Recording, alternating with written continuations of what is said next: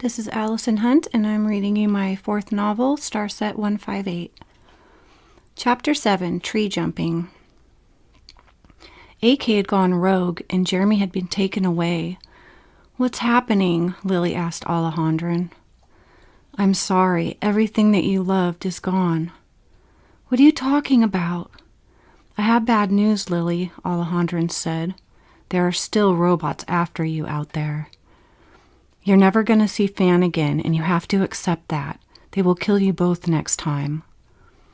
"I was starting to accept it, and you assholes took Jeremy, too." "I'm not really sure why they did, but I bet he got caught using technology he wasn't supposed to have. At least know he did all of that to keep you here with us." "I can't explain how losing Jeremy makes me feel." Lily cried and hugged Alejandrin. "I found out what you are, and it's going to make everything worse for you. You are an Egyptian queen, full blood. You are the only bloodline left of the gods that came down in the time of ancient Egypt. You are an orphan of a superior race. In some strange way, you are the queen of all ETs." "How can that be? My parents are human." "Maybe they weren't. There's only you left of that race, and they still all want you, even more now. Why can't you just let me see him?" "That was not in the agreement he made, and they will even kill you next time. You are a very rare type, and not the human type." Just then they heard explosions. "We have to leave." Alejandro swung her into the elevator violently and punched in a code. He pulled out a black rectangle, and it transformed into a gun. "I will protect you," the Antonon said in English. He fought the incoming lasers and was excellent at blocking the shots. "I will protect you," the Antonon said in English. He fought the incoming lasers and was excellent at blocking them. Almost half of them bounced back by ricochet shots. Alejandro threw smoke shields, and him and Lily ran towards the hologram room. They ran inside. She took the key and hid them inside of the woods. He came into the room, and Lily grabbed his arm. "Come on, Alejandro." They began to run off somewhere to hide. "We need to find a high place or climb a tall tree." On the outside of the hologram room, the robot with a new cyborg arm that was not covered in fake skin was picking the locks, and every Antonon that came to question him was shot, one after the other, leaving a pile of bodies in the hall.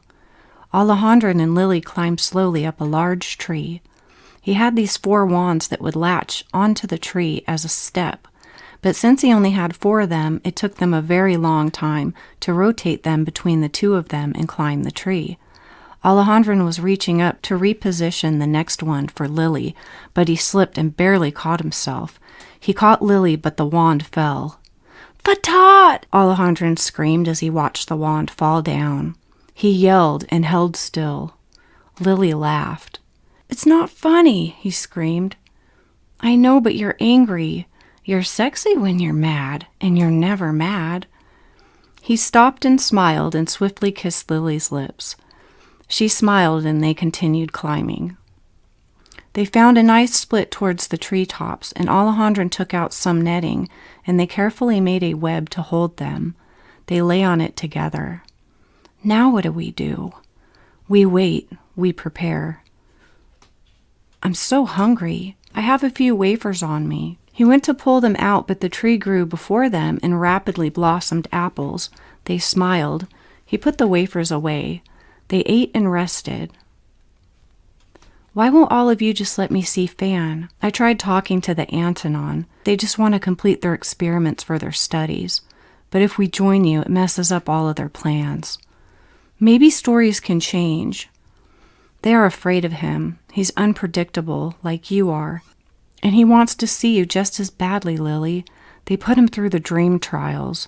I don't think that's such a good idea, but they won't listen to me. They really cherish their emotional studies and any chance to feel emotions." "What about you?" "I have my own now. You gave them to me. You made me feel my own things. I think it's dangerous to do that to him." "How so?" "Lily, he saw World War III. He was captured from 158. They made him into a very dangerous soldier. He was in it all of the way, and you can't comprehend such a thing. They will give him nightmares where he never gets you, and even worse ones than that. So? He's dangerous, and you don't want to do that to an already dangerous man. You happen to be what he wants the most, and they know that without testing him. Then why don't you ask them to help us? I can't. They don't know I'm here. They fell asleep, but Lily jolted when a beeping went off in his pocket. One just got inside. I have a tracker on you just in case they get you. I can follow. Will they find us in all of this? Yes, infrared. I just wish there were some animals in here that give off body heat. That would distract them a while from looking up. Looking up would be the last thing they would do if they had something else to chase. It took a while for the robot with his newly synthetic arm to find them. He started a laser beam to cut the trees, but the tree was way too large and too thick. His claw changed and it reshaped, and a hook came out of it and pulled him up the tree. He zipped up but stopped and had to shoot the hook again. He pulled up and began shooting at them. Lily screamed. Alejandro gave her half a body shield and activated it. It only covers the front of you. If you turn around on the laser beams, you will get shot. I don't know if you can do it, but you must. Just keep looking at all the shots that are coming at you. Stare them down, every one of them. Okay. The robot got closer and closer, shooting at them. Alejandro shot back at them, but they climbed the tree higher. The robot locked in on Lily and blasted multiple layers of lasers at her. She screamed but held the shield in her arms, and her arms shook with the blasts. She took them and never turned around.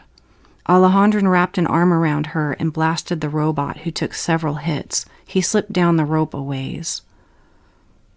"Jump with me," she said. "No way, Lily will die. The impact will kill us. Even though it's fake, it's solid." "I can fly, I'll show you." "You did fly a lot in your dreams." "We are in my dreams, and we can do whatever we want." "I don't think that's such a good idea." "This isn't such a good idea either," she screamed as the robot shot at them and they jumped over the trees. "You changed the dream and the nightmare." "I don't know how to kill the robot." "Yes, you do. Water, melt them or fry them." "Yes, let's try," she said, and the entire scenery changed in mid-program and Alejandro yelled, "It's okay." They landed softly, upright, feet first, near a swimming pool. There seemed to be an event going on. He looked at Lily, who wore a beautiful dress. He smiled. He was wearing completely different clothes. He touched them. He was aroused by Lily's dress. Just then, a human-looking robot with a synthetic arm fell from the sky and landed in the pool, making a huge splash. The water filled with lightning bolts and electrocuted the robot. It made loud sounds. The band stopped playing, and all of the people ran away in all directions. Lily laughed. Alejandro was in disbelief, and then he laughed too. This was the night he proposed to me, but we never had a chance to marry because World War III started on one of our ships, and we were separated for 26 years. How come I can't ever bring Fan into my dreams? I think about him, but he never shows. I'm not sure. Maybe it's a longing, passionate hope of yours, and maybe it's being held back from you on purpose. Yeah, and all you jerk-offs are keeping us apart. It's gonna make you keep loving and fighting for him. You're gonna die trying. You bet I am. I know a way to do it. You never saw World War III, the war both Fan and I fought together. We saw the death. We saved the Asians. That's why they do what we say. I'm still not sure what the Antonon want of you both. I know a way. Trust me. I can fly. Alejandro smiled, but Jeremy busted in. "End program," he said, and then nothing was inside of the gray square except for them and the robot who lay lifeless. Jeremy went over to look at it. He crouched down and touched it. Lily ran to him and hugged him. "What happened to AK?" "He's missing. No one can find him." "I thought you had a new job." "They sent me back to protect you." Jeremy looked at the robot. His first thought was on how to fix it, but he was good at that shit, so that kind of thing interested him. "That shouldn't have killed it," he said. "It did." No, it shouldn't have. The hologram is electric, but even fake water is not H2O, it's electricity. That shouldn't have killed the robot, nor the impact either, but it was electrocuted. Jeremy insisted, and Lily laughed. I fried his ass with my mind. I just made you a new room, but I warn you, the others are coming for you, and you're so special you will never get to come back. You will never see Fan again, Lily. I'm so sorry. Alejandro glanced at him. Jeremy, did you know that Lily dreams of making love to you all of the time? No. She does, all of the time. I helped her with her dream trials, and she truly wants you in many ways that she has never once wanted me. Alejandro screamed at him. She dreams about you and never me, and I hate you for that. I hate you because she loves you and wants every piece of you, and you're too stupid to figure it out. Lily cried suddenly because what he was saying was true. All of this time you could have been protecting her, and it was never you protecting her, never you. I almost died several times for her, and you never say a damn word about how you feel about her. Nothing. She lusts for you, and I hate you for it, Haffy. I wish she wanted me like that. Alejandro screamed at him. I still don't understand how the robot died, Jeremy said, and Alejandro pulled his weapon and blasted Jeremy. Lily screamed and fell down to Jeremy, who just happened to be a robot underneath his flesh. Don't tread on me. They gave Fan a dream in which he got to marry his Lily, but suddenly a spaceship came down and blasted the wedding apart. He watched in horror as the alien race beamed her aboard and took her away. He watched as they put her through many experiments, and the entire time all she ever did was ask for him. He watched as they bred her, and he saw her children, none of which belonged to him. He watched them age and grow children of their own. Lily was a prisoner until death. Dream 2. He saw this other man who was very pale. He watched their wedding that happened later and was helpless to do anything to stop it. He watched them live in the Happy City and have 2 children. Lily seemed happy, like she truly believed he was dead. He was given a warning by the Antonon not to break their agreement. He didn't listen, and he took Lily and they fled, but they were captured and split apart again.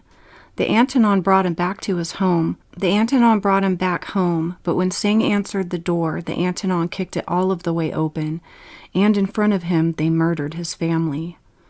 We warned you not to do that. Dream 4. They replayed his memories of the crash of Starset. Their ship was hit several times, and he had to take control and land the shuttle. Most of the crew died when it landed, and they camped out there for a few days. The rest stayed by the ship until one day they were ambushed from the sky by helicopters and government flying saucers. They were all taken prisoner by the very team they betrayed. They were interrogated and tortured. They were starved. They were starved and beaten. They were forced to watch World War III on a large screen as they poisoned, gassed, murdered, and used nuclear weapons on the people, all for a plan that had been set many years ago. Fan witnessed the deaths of each of his crew. He was the last one left, almost like they were saving him for dessert. He lay on his back on the cold pavement floor, sore and starved and on the brink of madness. He looked up at the ceiling and Lily appeared to him. He reached his arm up towards his true love's face, the face he loved so much. Fan woke up in mid-process. He remained perfectly still as he looked around the room with one eye and then closed his lids again. He jumped up and started screaming. The Antonon came to him, and one had a needle in his hand. No, I'm fine. I just want a glass of water. He stayed very still, and they brought him one, but he grabbed the man's arm and punched him in the face, and he fell down. The next one approached him and didn't swing. Neither Antonon knew how to fight because they never had emotions to make them angry enough to attack each other. So Fan kicked all of their asses. Weapons, he said in Antonon, and they passed them over to him. Give me a Zale 370 assault rifle. Negative, they answered. Fan touched his watch and pressed a button, and a screaming buzzed in their heads that replicated Oxlar frequency, and the rest of them fell to their knees. Get me the gun or I really make this hurt. They swiftly left and returned with the gun. They gave it to him, and he turned the frequency down. He smiled a beautiful smile and hugged the gun close to him. like they were old friends. "You're going to get me a ride out of here, and I just wanted to say, game over," he said, and he blew up the dream machine. "How did you know he was a robot?" Lily asked Alejandrin. "I tried to piss him off. He didn't respond to my anger or what I said about you at all. Jeremy's very tender, and he would have reacted. No emotional response." "Where am I?" she said when she woke up later. "You're in Menaki. We are studying you." "Everyone is studying me. What happened to Jeremy?" "We do not know. I want Jeremy back." "We know, but that is not a part of our mission."